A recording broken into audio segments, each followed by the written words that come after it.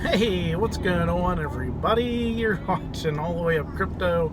I'm your host, Aaron, and I have my turds in my car with me, heading into the family for the weekend. Yeah, so you might hear them trying to talk in the background. I'm going to ask them to, shh, kids, I need you guys to be, quiet. Thank you. Anyway, heading in for Father's Day weekend, give my wife a break. I can do some fishing with Dad and the kids. Anyway, get ready for the incoming regulation coming to a wallet exchange on-ramp near you. The Fat F, as I like to call them. They're probably like the world police. Seriously, the World Finance Police, Financial Action, Financial Asset Task Force, whatever the heck they are. They're coming out with some regulations that people around the world need to follow. And if they don't follow, then there are going to be repercussions. Oh no, what are you going to do, you big fat F? What else is going on? Oh, IRS. Yeah, those turds. So the guy that helped figure out the Silk Road, who worked for the IRS, was at some conference or something with some accounting firm and some other stuff. Basically said, hey, the IRS was going after like the big money laundering criminals in crypto. I mean, if they wanted to go after the money laundering criminals, they should have just went to the banks and shut them off, right? That's a simple way to do that. Anyway, you can see I hate regulations. Anyway, he said that people need to get their act together and start paying taxes on their cryptocurrency gains, because the IRS is going to start crack-a-lacking down. I think that's going to happen. I don't know how many people will be affected, but I liken all this to the whole thing that what software and computers and the internet did. And I'll use a really good example for you. I'm right here, Maggie. Can you please be quiet? I'm going to use a really good example for you. When we went to CDs for music, and everybody that had a computer that had a CD-ROM in it, someone developed the software to rip or pull the files off, the music files off the CD. So what happened? They created MP3s, the MP3 formats. They were able to take this big wave format, condense it down, make it small, and it would take up less space. And then what happened? This whole like peer-to-peer file sharing stuff came out. It actually started before Napster, but like there were news groups out there that would, host files and stuff, and it was kind of anonymous back in the day. It was a little bit easier to get stuff without getting busted, so to speak. So then along came Napster, and then there was like Kazaa, and Sharazaa, and LimeWire. I mean, I'm throwing out some crazy names here. Some of you that grew up in the late 90s, early 2000s know exactly what I'm talking about. But what happened with that whole industry? Like, it was peer-to-peer file sharing, but it was direct, right? It was like if I was going to share a file, I was pulling it from like one other person.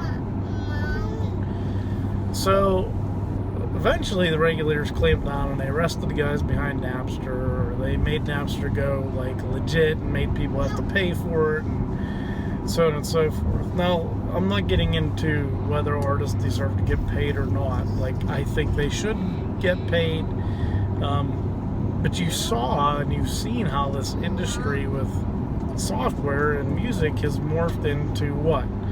BitTorrent. And a lot of, I shouldn't say BitTorrent, but BitTorrent and some of its functionality is like the precursor to Bitcoin, right?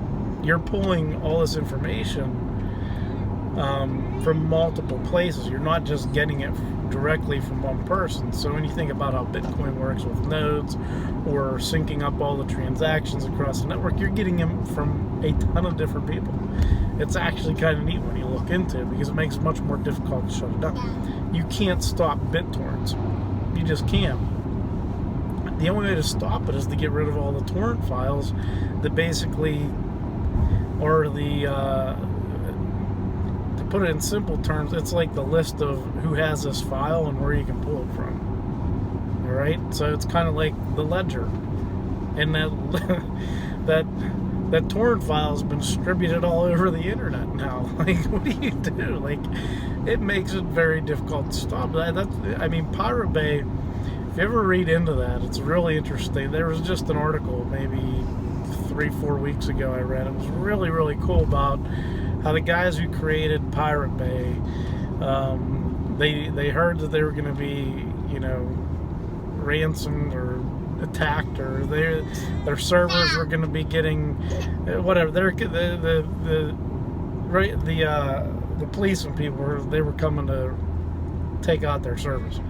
And the one guy had enough sense to log in and back it up, and like 2 days after Pirate Bay was shut down, it was back up and running again.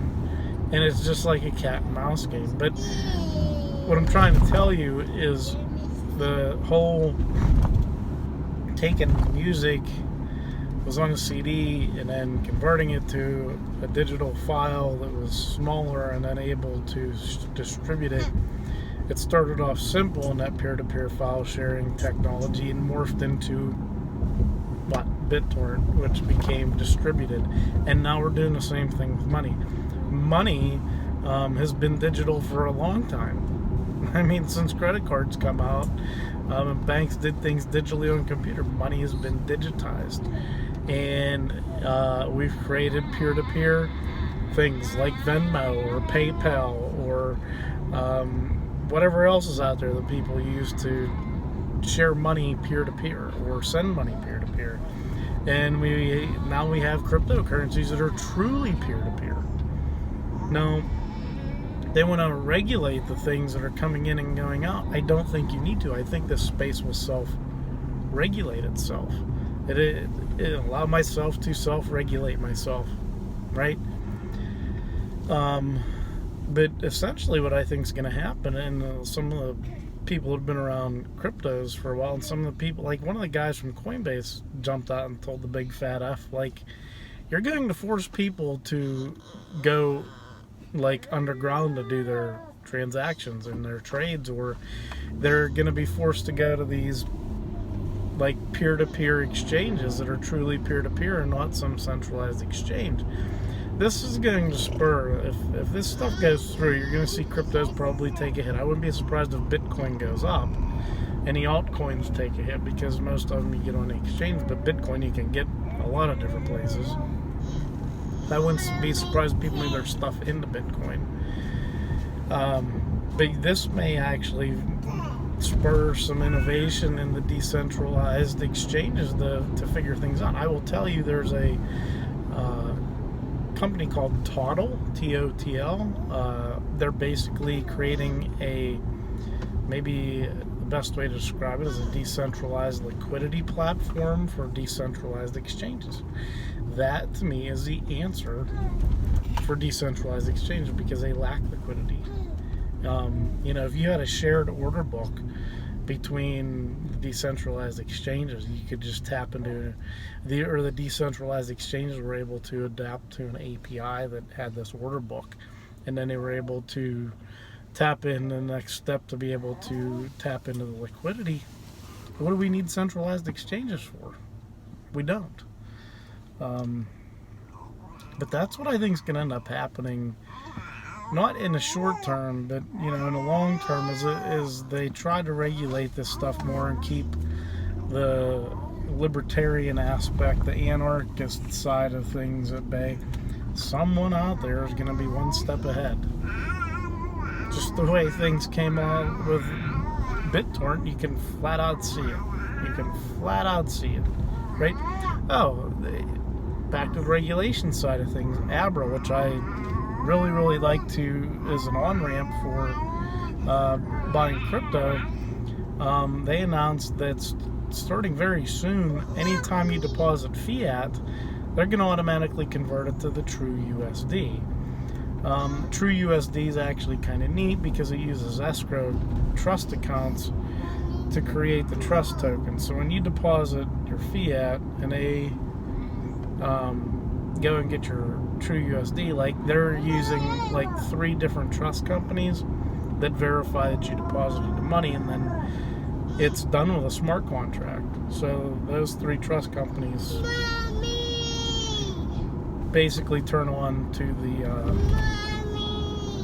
the trust token platform smart contract and tell them basically the smart contract creates a trust token. So that's something interesting that's going on. But I think that alone, though, because a trust token to create it requires KYC AML. Again, they want to track you, and if you're doing something suspicious, what are they going to do? Right? They're going to stop you from transferring that crypto, and that's not.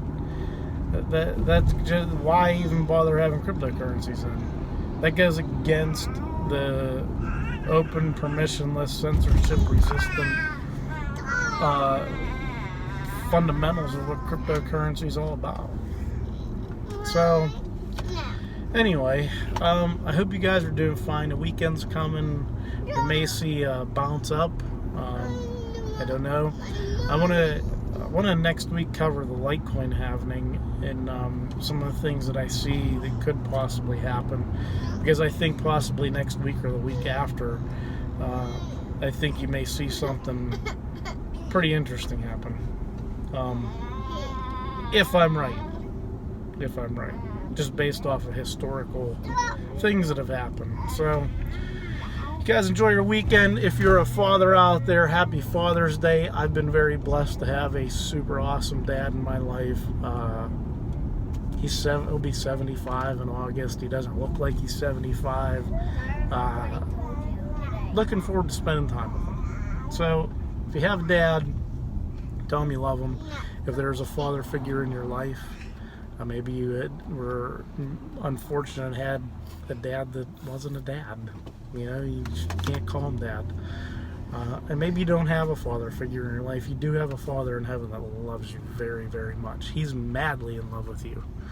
So, anyway, I hope you're all doing well. Until we meet again, stay crypto, my friends.